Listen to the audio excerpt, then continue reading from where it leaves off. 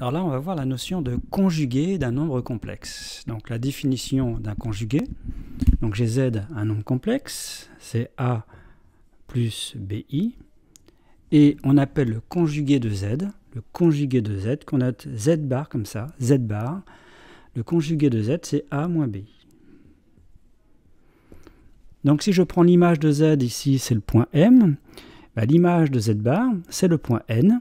Simplement, vous voyez les coordonnées, les abscisses sont égales et les ordonnées sont donc opposées. Donc en fait, le point N d'affixe Z bar, c'est le symétrique du point M d'affixe Z par rapport à l'axe des abscisses. Alors de cette définition, on en déduit des propriétés assez simples. Si je note Z égale R exponentielle de Iθ, donc R, le module de Z, et θ, un argument de Z, donc cette égalité, ça sous-entend que Z est non nul, eh bien ici, on voit tout de suite que donc θ ici, c'est un argument de Z1, ici, ça c'est R, ici, ça c'est R, ici, vous avez donc moins θ. Donc vous avez automatiquement que Z bar, c'est R exponentielle de moins Iθ. Bon, alors ça, on pourrait le démontrer avec un calcul, mais vous avez donc ces écritures de Z bar. Donc ça ici, je répète, l'égalité, c'est à condition que Z soit non nul pour que on ait bien l'existence d'un argument. Donc on va dégager tout un tas de propriétés de ce conjugué. Alors un cas particulier, le cas où ici je prends tout simplement exponentielle du Iθ comme nombre complexe, c'est-à-dire R égale 1. Donc dire que R égale 1, dire que le module c'est 1, c'est-à-dire que le point d'affixe exponentielle du θ se trouve sur le cercle trigonométrique. Ici, vous avez le cercle trigonométrique.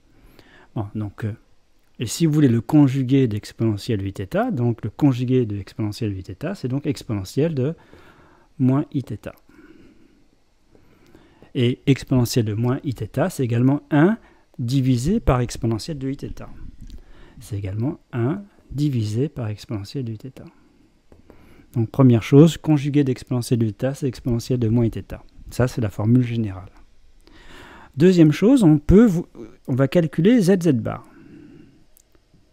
Alors ZZ bar, c'est-à-dire le produit d'un nombre complexe avec son conjugué. Donc ici, Z, ça peut être 0. Donc si je fais le calcul, je vais prendre les écritures algébriques, les formes algébriques, ça fait A plus BI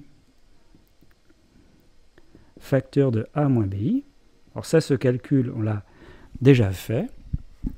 Eh bien, ça donne A carré plus B carré.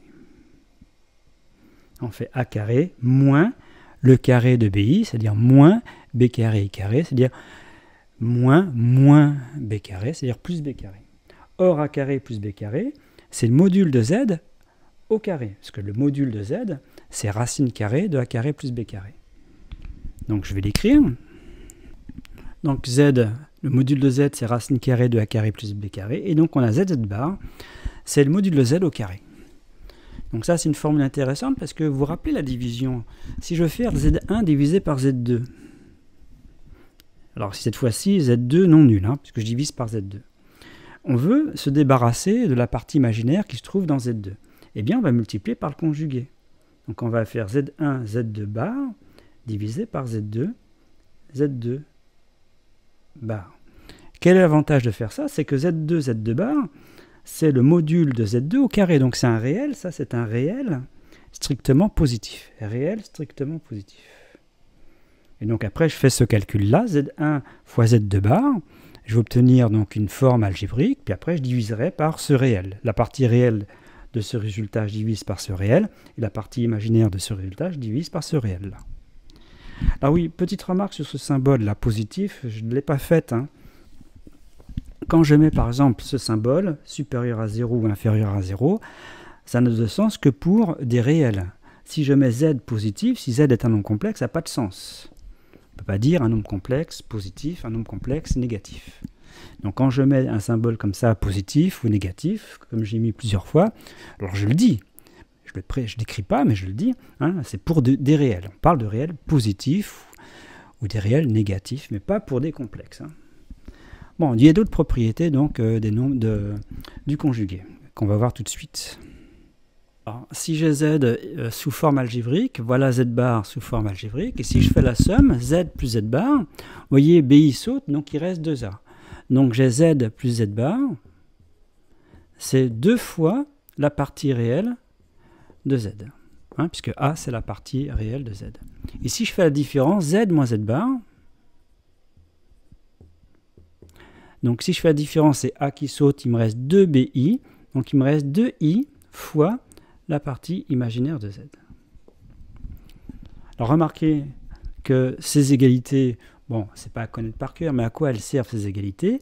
Eh bien, dire qu'un nombre complexe est un imaginaire pur, ça veut dire que sa partie réelle est nulle, donc z, on va dire comme ça, imaginaire pur, hein, appartient à i, l'ensemble des imaginaires purs. Ça signifie, c'est équivalent à dire que sa partie réelle est nulle, mais avec cette égalité, dire que sa partie réelle est nulle, ça revient à dire que z plus z bar égale 0. Et dire que z est un réel,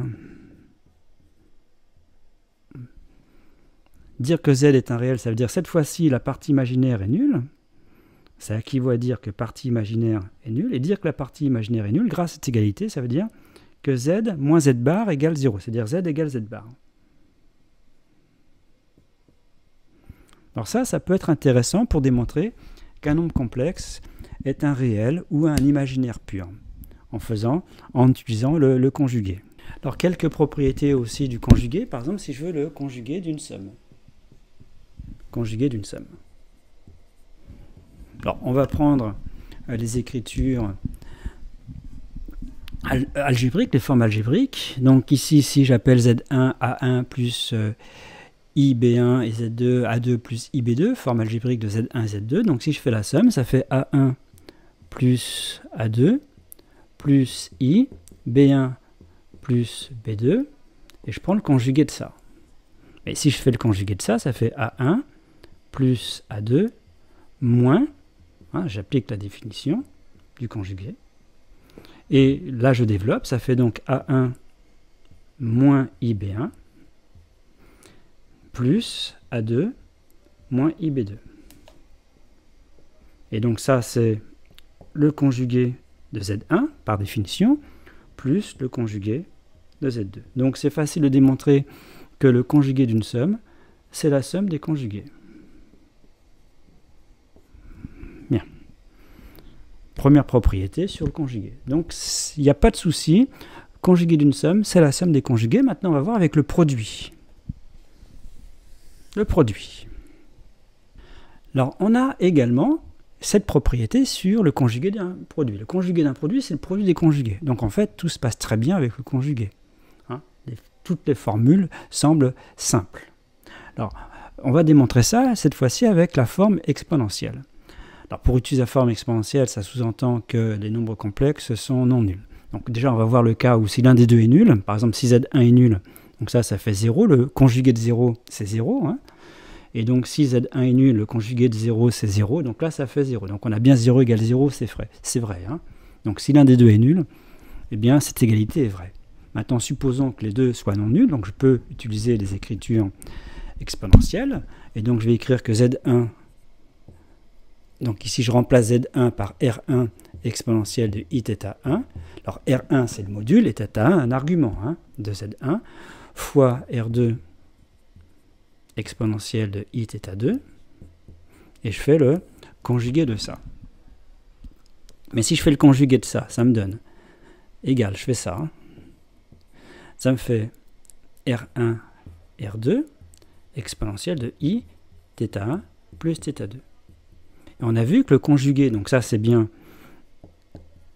un réel strictement positif, et le conjugué, il suffit de prendre moins ici, moins Iθ1 plus θ2. C'est ce qu'on a vu tout à l'heure. Le conjugué de R exponentielle de Iθ, c'est R exponentielle de moins Iθ. Donc je développe. Ici, ça fait R exponentielle de moins Iθ1. Donc je vais faire R1, R2, exponentielle de moins Iθ1,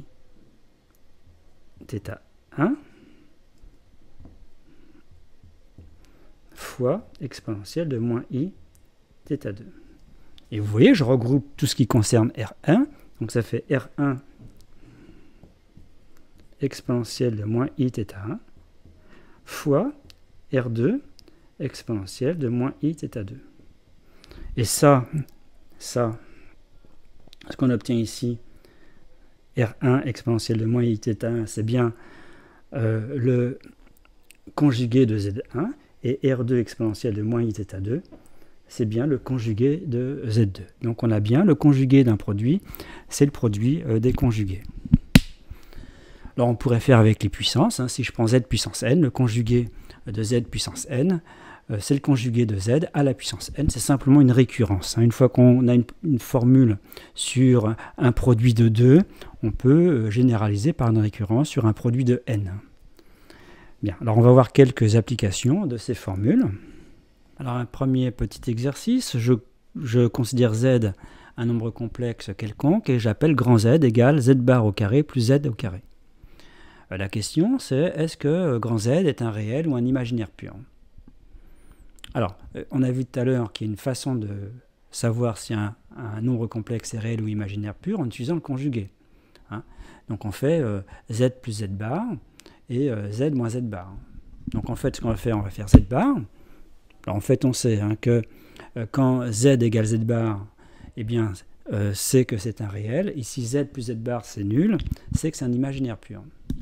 Donc on fait Z bar. Alors si on fait le conjugué de tout ça. Le conjugué d'une somme. Or, le conjugué d'une somme, c'est la somme des conjugués. Donc on va faire le conjugué du carré. Donc le conjugué du carré, on sait que c'est le carré du conjugué. Donc on va faire Z bar, bar, ici au carré. Plus, ici on va faire ici pareil, le conjugué de ça. Mais le conjugué de ça, c'est le carré du conjugué. Grâce aux formules sur le conjugué. Donc plus Z bar au carré. Or, Z bar, bar, c'est Z. C'est normal, puisque si Z c'est A plus BI, Z bar c'est A moins BI. Et si on refait le conjugué de A moins BI, on retombe sur A plus BI. Donc ça, c'est la même chose que Z. Z bar, bar, c'est Z. Et donc, on obtient la même chose que grand Z. Donc, dire que grand Z bar, c'est grand Z, ça veut dire que grand Z est un réel. Donc ça implique que grand Z est un réel. Alors évidemment, on pouvait faire autrement. On pouvait remplacer Z par A plus BI, faire ce carré. Ici, on remplace donc Z bar par A moins BI, faire le carré, développer tout. Puis on s'aperçoit qu'en fait, que la partie imaginaire, elle saute. Il n'y a plus rien, la partie imaginaire est nulle. Donc c'est un réel. Là, ça évite de faire des calculs, parce qu'on pourrait faire des choses beaucoup plus compliquées. Ça évite donc de faire des calculs. Alors là, je demande de calculer le conjugué de grand Z en fonction de petit z. Donc on a un quotient. Le conjugué d'un quotient, c'est le quotient du conjugué. Donc je fais le quotient de IZ plus 1 divisé par le conjugué de IZ plus 1 divisé par le conjugué de ça. Alors le conjugué de IZ plus 1, donc j'ai une somme, c'est la somme des conjugués. Le conjugué de 1, c'est 1, déjà. Et ici j'ai un produit. Le conjugué de IZ, c'est le produit des conjugués. Donc si I bar, je vais l'écrire I bar, Z bar. Et en bas, je fais pareil, le conjugué de ça. Donc j'ai une somme, donc c'est le conjugué de Z bar plus le conjugué de I. Donc Z bar, bar plus I bar. Mais on a dit que Z bar bar tout à l'heure c'était Z. Et le conjugué de I, bah, c'est moins I, hein, puisque c'est 0 plus I. Donc le conjugué c'est 0 moins I. Donc ici moins I. Le conjugué donc de IZ plus 1 sur Z bar plus I, c'est moins IZ bar plus 1 sur Z moins I. Donc c'est simplement un calcul de conjugué sans avoir à recourir aux parties réelles, parties imaginaires. Bon. Voilà des petits exercices.